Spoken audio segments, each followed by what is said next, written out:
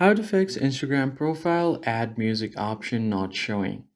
First thing you have to do is simply open up your Instagram and then head over to your profile option.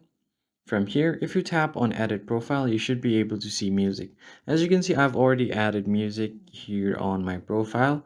So if you head over to edit profile, and here you'll be able to see this option called music. So simply tap on music and you can select any music from your Instagram music and you can browse through it. But if you don't see this option, what you can do is first check if your Instagram is up to date. Head over to Google Play Store or App Store and simply search for Instagram. Now see if the app is up to date. If you see an update button, make sure to update the app.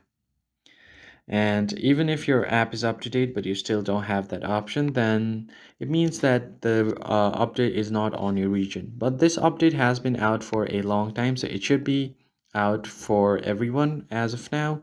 But if you're still having issue, then go to help and then report a problem. Now go ahead and continue to report.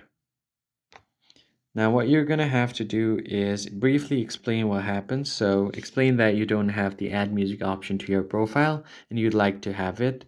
Then send it. It will create a ticket to Instagram help and support team. They'll contact you back on your email or your Instagram chat.